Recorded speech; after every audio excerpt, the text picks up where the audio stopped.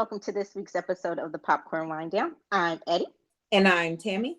This week we take off with the latest chapter in the Fast and Furious saga, F9. At its core, the series has always been about family, but F9 takes it to a whole nother level, doing a deep dive into the Toretto family history, while introducing a new family member, Dom and Mia's estranged brother, Jacob, played by series newcomer John Cena. Not only do we get to meet Jacob, but we also see the return of other beloved members within the Fast family. So, Tammy, what did you think of this family reunion? It was as crazy as the Fast and Furious series has become. I wasn't disappointed when it came to like the crazy, out of this world, impossible antics and stunts and everything like that went into it. I love, I think the strongest point of this whole series, why it has gone on so long, is the bond of the Toretto crew. And so I just loved seeing all the fan favorites come back. We can talk about John Cena a little bit later being added to, the crew. But yeah, I enjoyed it for the Fast and the Furious movie that it was, if that makes any sense. Yeah, it does. I like when I told someone we were watching it, they were like, why are you going to watch that? And I'm like, because I love the Fast and Furious. It's like one of my it's become a guilty pleasure for me. I know that I have to suspend belief when I watch it. I know it's just going to be batshit crazy. I know it's not going to have like the best acting or whatever, but I just love the series. And I've mentioned this several times before. I rewatched the entire series last summer during the height of the pandemic. And yes, F3 Tokyo Drift still fucking sucks. There's no way to make up for that. But I love that they keep trying to put it in there. And it's like a shout out now. They know how much the movie sucks, but they keep trying to say, yeah, it's still part of the family. It's that redheaded stepchild we still got to own. But, right. And so it was nice seeing that they included the F3 crew in the movie. Lucas Black, Bow Wow, who definitely, you cannot call him Little Bow Wow anymore. Okay. Yeah, grown ass man now, y'all.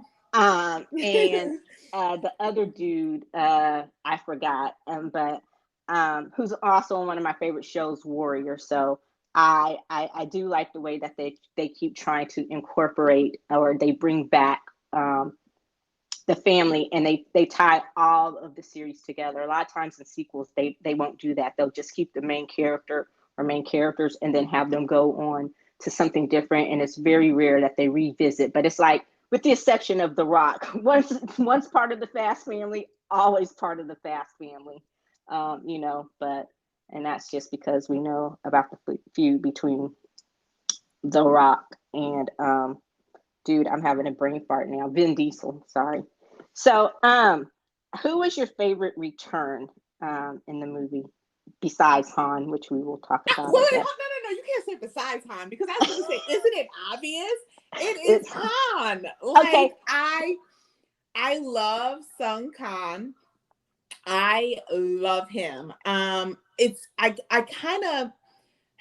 like the one thing, like, I'm really upset on the fact that he really did try to build a career off of how much of a fan favorite he was on the Fast and the Furious series, and he just has not been able to get like a TV series that really like puts it out there without him being killed in the first like 1 or 2 episodes.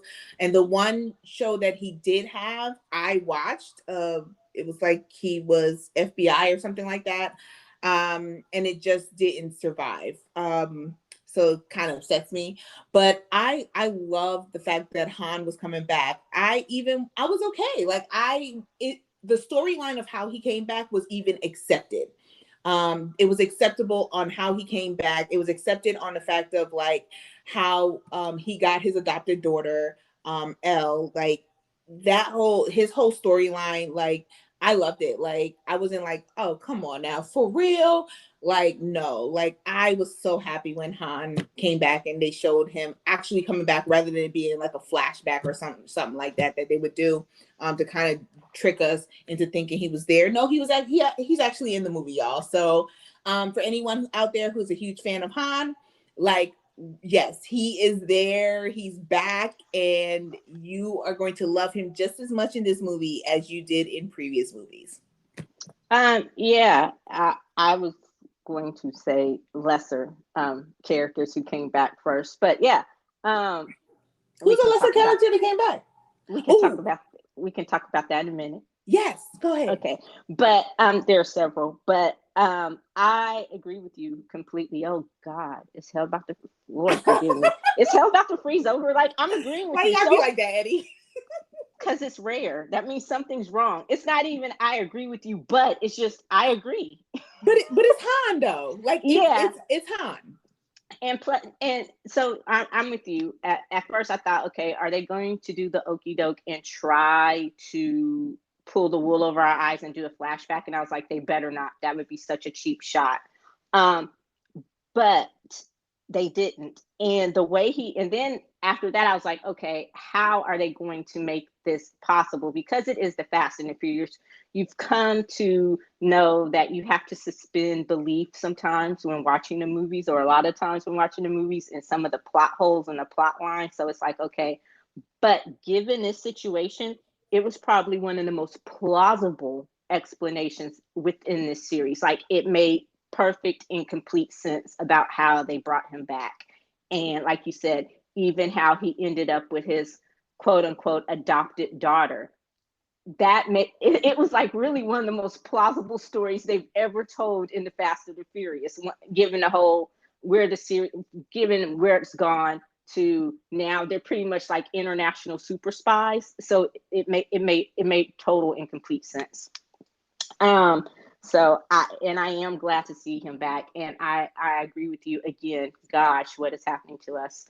That we becoming that old married couple? No, they disagree. See, now you said it, you jinxed it. Now you jinxed it, because now we're not going to become the old married couple, okay? But have we found that Zen? But no, I was gonna say. I forgot what I was going to say because we were agreeing so much. But yeah, it did make complete sense, and I loved it. And I agree with, now I regained my train of thought. Okay, talk gibberish for a little bit and it comes back.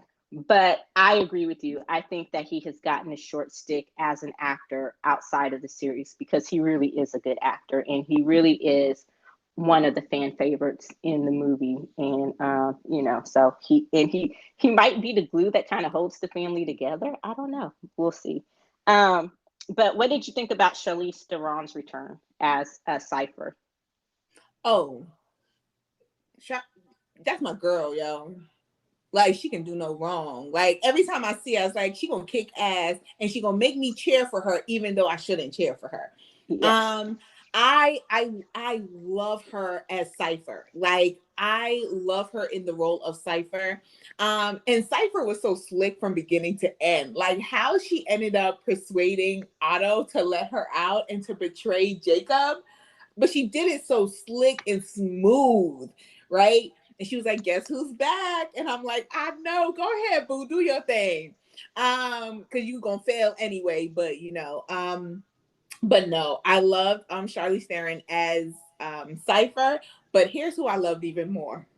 Because when you say like smaller secondary characters, Queenie Shaw, Helen Mirren, bow down to the Dane. Yo. Like, she is a, like, fuck it, I'm just gonna say it, she's a boss bitch. Like, she is badass. A boss bitch. Like, I was like, yo, like, her showing up, and she's not in the movie for that long. She's not there for that long. But gosh darn it, she don't own all the scenes that she is in. Like, we be like, Dom who?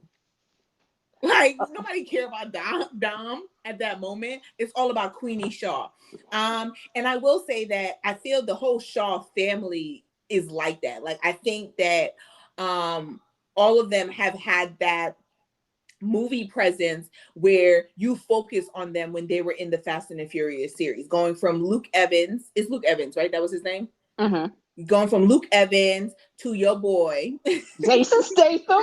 Yeah, to your boy Jason Statham, to even, oh my gosh, Vanessa Kirby, to even Vanessa Kirby and now Helen Mirren playing their mother. Like, I think like overall, they have always owned the movies that they have been in when it comes to the Fast and the Furious series. Like, I love each of their characters.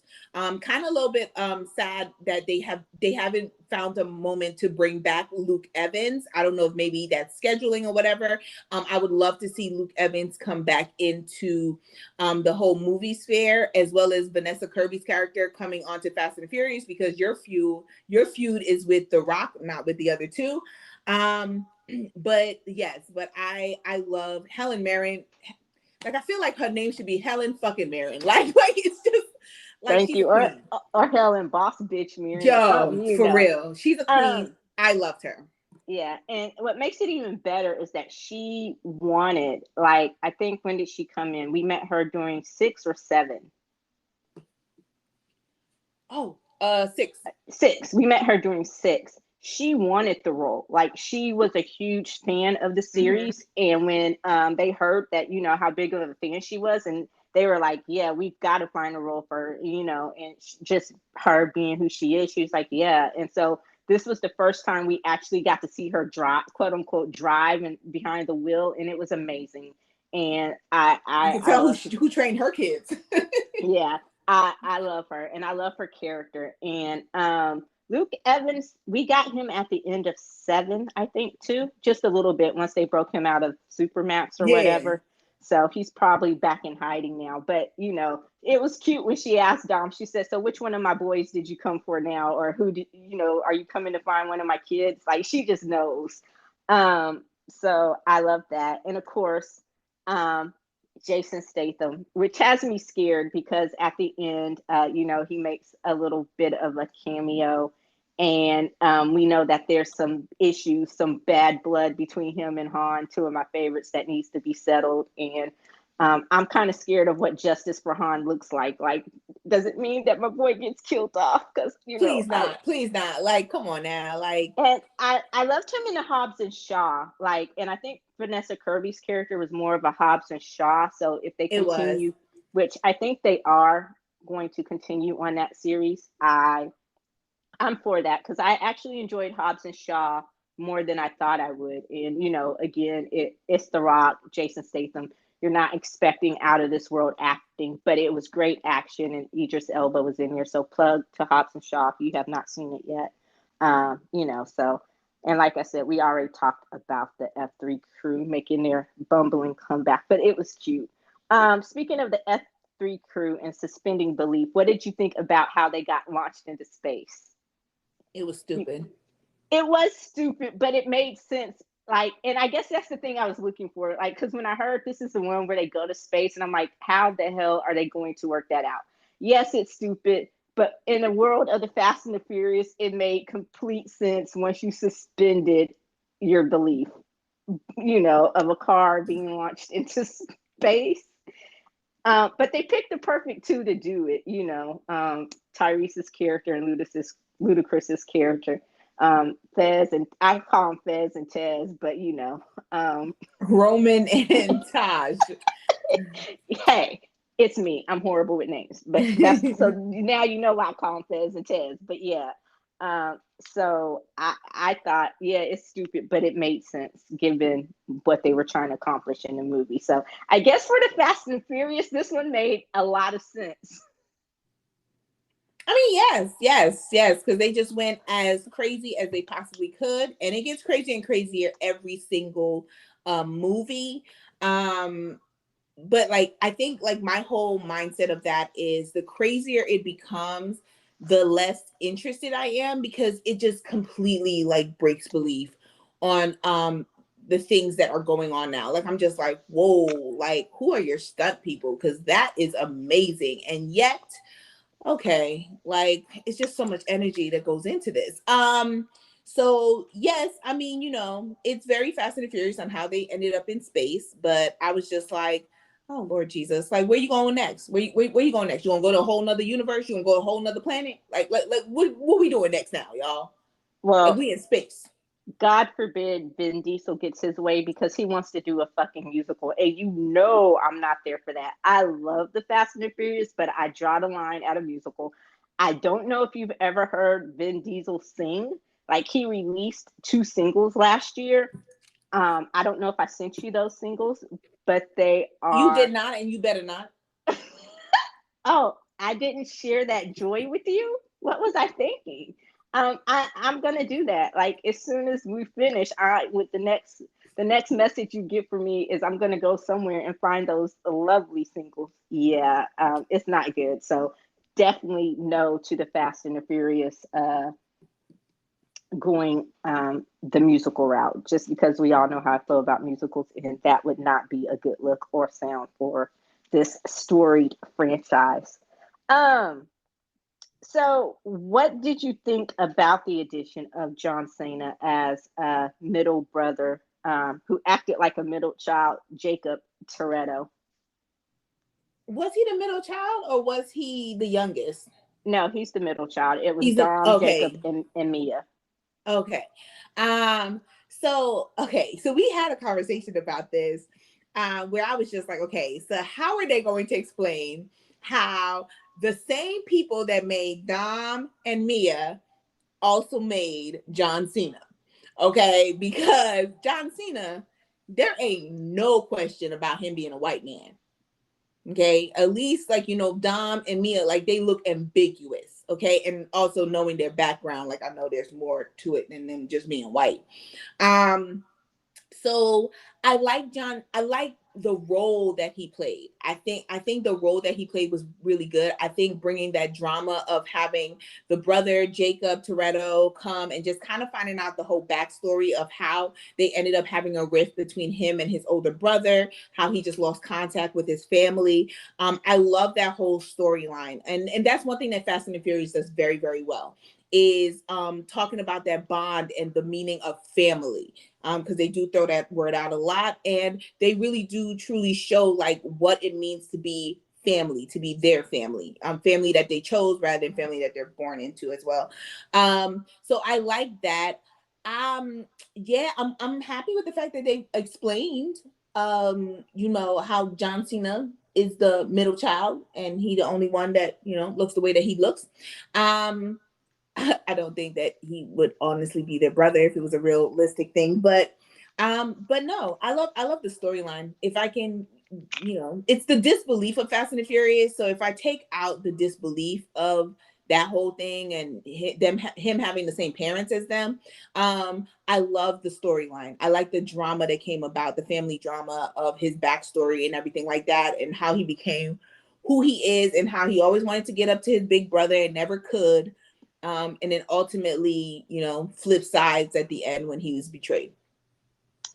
Well, as far as him looking the way it looks, it happens. There are people, like Jessica Alba, all her kids look exactly like her, except for the middle kid who has like red hair, like legit red hair. And in my family, uh, my mom is the only one who looks like her mom, and everybody else is like much, much darker. So it happens, and they did explain it well. I told you he was a cool shade stunner. Owe it all to his mother. Ha ha! You like how I worked that in there, didn't you? Stop rolling your eyes at me through the internet. I hear you. Don't look at me with that tone. Anyway. Oh gosh. um. So, but I told you he was probably going to get it from his mom, and they did adjust that he was the one that looked more like the mother. So it is possible. It happens. Um. I liked him. I must say I enjoyed him as Jacob more than I thought I would. That was the one that I was really lukewarm on. That I was like, oh, okay, whatever.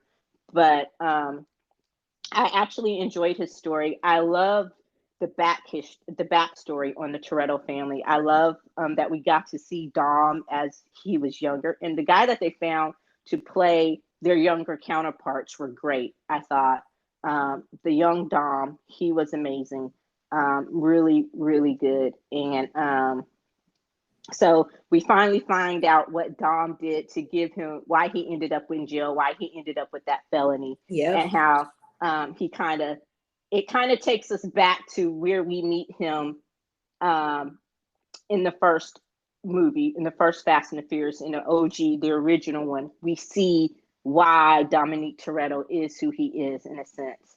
So I love that it filled in the blanks, and you're right, it did a great job with that. Um, I I liked his character. I noticed though, with the exception of Cypher, so far I don't know. It's like they haven't had a true big bad yet. Because usually who starts off as the big bad, like Luke Evans, Jason Statham, they all somehow end up switching and becoming good or goodish, you know. So we'll see if we get more of John Cena, which I don't think we've seen the end of his character. I think they came too far, invested too much to just let that character ride off into the sunset, literally, quote unquote.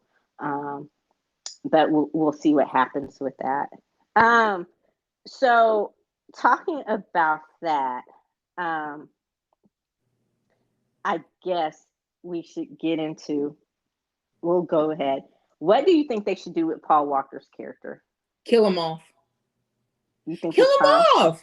It's just, oh my God. Like, it's so annoying on how they talk like he's still, they should have killed him. I'm sorry.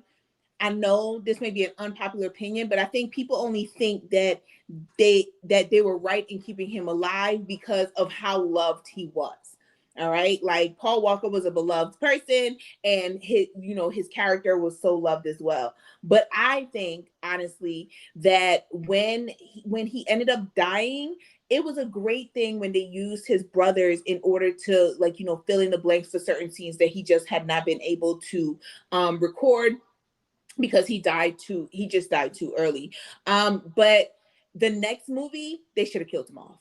Like, I do believe they should have killed him off, because it does not make it believable that between him and Mia, he would be the one that happened to stay home with the kids. Come on. He's Dom's best friend. There's no way that he is staying home. He would be right there. So, like, I think that was the, like, one annoyance I have about this, is that because they just want to keep him out there, they are never going to kill him off, and they know they should. It's just like at the ending when they were like, oh, hold on, we're waiting for one person. Oh, he's coming. And then you see somebody driving a car. Okay, but we ain't never going to see him.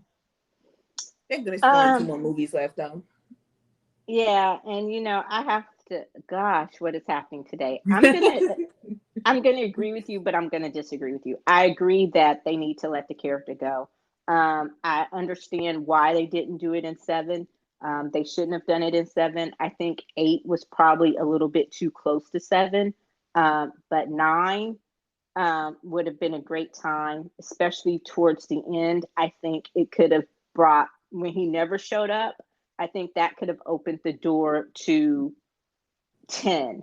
You And sure right. us getting to that could have been the mystery, or the thing that carried us over into number 10, and why he never shows up, and ultimately that character being killed off. Because I agree with you at this point. When I said I went back and I rewatched the movies, I did, and it was hard to watch, especially 7. I was fine, but when I got to 7, because I know his death occurred during 7, it was a little bit more difficult. And the ending of 7, it still brought a tear to my eye. But I think that they do need to find a way to respectfully pay tribute and homage to Brian. But it's time to let the character go, because it doesn't do us as a fans. It does us a great disservice to keep hinting. Because you remember the one thing I said is, I know they're not about to have anybody looking like Paul Walker get out this car. I know they're not about to use one of his brothers or CGI him getting out the car, because that would be the ultimate disservice. And so I think just he can still be beloved, and you can still honor his memory. But the way they're doing it now, I think, is doing us a disservice as fans of the series. So that's just my opinion. But I do agree with you that it would be probably time to find a way to write him out of the series very respectfully and pay homage. And if you want to do that with the next 2 movies, spend the next 2 movies figuring out what happened to Brian and why. I think that would be a great way to go out, and a great way to pay tribute to Paul Walker, who was, like you said, a cornerstone to the series. And I agree with you. That was probably, of all the things, even going into space, that was probably one of the things I found the most unbelievable is, yeah, there's no way Brian would be the one to stay at home. He had you jumping off the buildings in Rio when you were pregnant. you know, Mm-hmm. he was Dom's ride or die. So there's no way that would happen. Um, but yeah, one of the things I love, and we kind of hinted at it, um, I love the women in the series. I love how the women have come full circle. And I love how the women, they're not afraid to let the women kick ass in this series. Charlize Theron as the big bad Cypher, and I hope she stays bad. I hope she's not one that kind of uh, converts to the other side. And you can kind of tell that her motives are ambiguous. She's one of those bad guys that's not always fully bad. It's like you see her motives where sometimes she has the right intentions, because when they wanted her to hack that federal building or whatever, she's like, you want me to have to place with all the launch codes and do this and this and give you unfettered access to this, so it was just like you kind of saw it, but that she's middle of the road. But like I said, from Helen Mirren being, kicking ass as Queenie Shaw, just walking out of a party with a $2 million stolen emerald necklace like it's nothing to it. uh Even Mia getting in some action. Letty, of course, has always been a badass. Han's adopted daughter having her scenes as a badass. I love the badass women. And there's been talk about them doing a female-led spinoff, and I'm there for it. I would love it. I like seeing women take the lead in action movies and stuff like that. What do you think about that? Yeah, I agree. I think they were really badass all around. I will say that I don't think that Ramsey got enough. I think they went a little too. I feel like she's on the comedic like crew, and I'm not a fan of that. I'm not a fan of her kind of being on the comedic crew with Tyrese and Ludacris and their characters. Did you notice that it was all the Black people who were the comedic roles of the movie? The comic relief. Yes, you noticed that. Just to put that out there, that's one reason why I was just like, no, can we go back to the fact of saying that she's probably the smartest one in the whole crew? And she can hack everything, and yet they didn't really use her like that too much. But yeah, no, I do like it. I'd like to see if Vin Diesel allows a female version of Fast and the Furious to come out, spinoff to come out. Because he hates when the attention isn't on him. But yeah, no, I really did like that. I did have like one thought. So like I am still kind of like waiting for, and I know they're probably never gonna come up because they're like gone forever. But like in what is it? It's not Fast Five. Fast Five. I think it is. When they went to Rio, right? Mm-hmm. And so you get to meet like one of the members of his old crew, because they all ended up escaping. But what happened to the other two dudes that was in the crew? You like, we're never gonna see them again. And I know like people are probably not thinking of that, but like that comes into my head every time I go and watch a Fast and the Furious movie. I'm just like, they brought back Vinny, but what about the other two? I forgot what their names were. So that would be interesting if they could maybe see about bringing them two back at some point before the series completely ends. Like doing a whole full circle, but really bringing back like the old crew as well, because they also grew up with Dom, Letty and Mia and Jacob and all of them. So, just to kind of see them would be very, very interesting. I totally forgotten about him, but I was like, yeah, because Vinny died. You're right. I don't know. Maybe they didn't hit it off with him. Maybe, like you said, let's just face it. Vin Diesel signs off on pretty much everything except for the Hobbs and Shaw. And I don't even think that it was the fact that Hobbs and Shaw got a spinoff. I think that it got a spinoff during the Fast and the Five series. I think it's the fact of The Rock is more popular than him, and that hurt his feelings. Yeah, and that they spun it off during the middle of and that was a big thing, that it was taking away the attention from the original series, I think. So I know there was a big thing with them in Universal about that. He supposedly is on board with an all-female spinoff, and like I just said, it would probably happen after the series wraps, after the next two movies. But I would be really interested in that. And Michelle Rodriguez, I credit her for a lot of that, because there was a great article in Entertainment Weekly where she was talking about how hard she fought to make Letty more than just eye candy, because in the first iteration of the original script, that's all they had her do. They had her there for was just being eye candy. I'm like, anyone thought Michelle Rodriguez even then was just going to come on and just be eye candy for someone? They were kind of crazy to think She had that. the look though. Yeah, she's a very beautiful woman, but just thinking that that's all she was gonna do and allow herself to be portrayed as, is, I was like, oh, okay. But it's nice to know that she fought for that and to see how far they've come. And I agree with you with Ramsey. It is, and I felt bad when I said, I'm like, Ramsey, and it is kind of hard to forget about her, easy to forget about her and leave her in here, because they do kind of just seem to use her as comic relief and don't really play up on the fact that she is probably the smartest one in there. And Fez, or Tez, Ludacris's character, is actually really smart too. And I think sometimes that gets lost in the shuffle of It his does. scene partner mostly being Roman, or Tyrese's character, who is a complete, what would Idiot. you call, yeah, you would He's a call him complete the idiot. luckless or hapless idiot who just happens to luckily somehow not get killed. But again, I think that would be very interesting. And Cardi B and her whole 30 seconds of movie, she's gonna be in the Fast 10. So I don't know what I'm that is excited gonna about be about. that. I think she Huh? did great. I think she She did did great on her in her whole small 30 role. seconds. Her 30 So, seconds yeah, legit. I'm really excited on seeing like what she brings to the table in the 10th movie. Yeah. What do you okay, so before we wrap this up, what would you like to see from the 10th movie? Where do you think they could go? Like, I guess somewhat realistically, besides fighting aliens in another universe, what are some of the things you would like to see in the I 10th movie? I actually like the idea that you brought up, Eddie, on making the 10th and probably the 11th movie kind of a revenge story on Brian being killed. Maybe a past enemy going after Brian. Maybe Cypher ends up killing Brian, however that goes.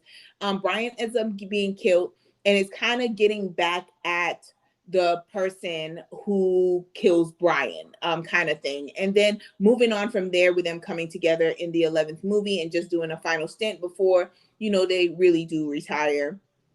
Or go off into the sunset. I don't know how that's going to work. But the 10th movie, I would really like them to make that decision to let go of the Brian character and have the story revolve around how they deal with that, especially Dom. I think that would be really, really good for Vin Diesel's character, on just kind of dealing with that. Yeah, so that's what I'm thinking for the 10th. They're not going to do it, but that's what I'm thinking for the 10th. Yeah, it would add great drama and help Homeboy with his acting range. um, but and I say that because I already said that you don't go into the Fast and Furious for acting. It's just mindless fun to me. I know I can turn off my mind when I'm watching the Fast and the Furious or any of those movies, and I love it and I'm here for it. And to me, the series really started at 5. I guess they can want to say F4 was the reboot, but F5 was when it just really took off. And you know, all right. So, and I agree, but we'll see what they have planned for 10 and 11, which are going to come way too soon. And I do want to see more Hobbs and Shaw, because I love me some Jason Statham. I do want to see Helen Mirren. I hope she has a bigger role in the next two. I Yo, would you love better that. bring back the queen. Yes, the dame, the boss bitch that she is, who gave a whole interview from her bathtub. I think she was on Colbert. It was amazing. Um, so what would you rate F9? I'm going to rate F9 a 2.75. It was typical Fast and the Furious movie, the action, the stunts, like the ridiculousness. They end up in space. They actually end up in space. I love the fact that they found a way to bring back Han. That was a believable story. It wasn't like me rolling my eyes at it. I love that Han is back. I hope that he sticks around. I even like, I'm okay with his adopted daughter like coming fully into the crew as well. So I'm definitely excited to see what comes next, but it was a typical Fast and the Furious movie. The acting is horrible. They can't, like you said, they don't go into Fast and the Furious for the acting, right? Like they're not picking this movie to throw out their acting chops. Like they just do this for the fun of it as well as for the popularity of it. It's a very popular series. One thing I would like them to do is please really go back to focusing on the racing. That is why we fell in love with this series. I think they've gone away too far away from the whole fast cars series, fast cars part of the series. So I would like to see that in 10 and 11, them going back to like the original concept, bringing it home like that. But yeah, it was good. I enjoyed it. It wasn't bad. It's just I can't give it higher than 2.75 just because I mean, it's Fast and the Furious. What about you? I'm rating it on a Fast and Furious scale. So, in comparison to the other Fast and Furious movies, because it's a saga, it just rates itself. I'm gonna give it a 3.75. Again, that's on the Fast and the Furious scale. And as for what it was, I was gonna give it a 4, but I'm really the Brian thing, and I hate saying that because it's Paul Walker, and I know it hurts, it cuts deep, but they really, really need to find a way to put that to rest, like to do something respectable with it and stop teasing us with it, because we all know, and it's not actually doing, for me, it's not doing what I think they think it's doing. So, yeah, a 3.75. And that does it for this week's episode of the Popcorn Wine Down. Please be sure to listen, like, follow, and comment on Apple Podcasts, Google Podcasts, and or Spotify Podcasts. And you can also keep up to date on the latest in entertainment pop culture news, as well as other amazing kernels, nuggets of pop culture goodness at thepopcornwinedown.com. That's it. That's the plug. Our anniversary is coming up. Tammy has promised me a popcorn sound effect. Pop, pop, pop. So thank you as always. And be sure to join us next week when we discuss the Black Widow. Yay! I'm so excited about that. Me too. All right. So until next time, I'm Eddie. And I'm Tammy. Bye. Peace.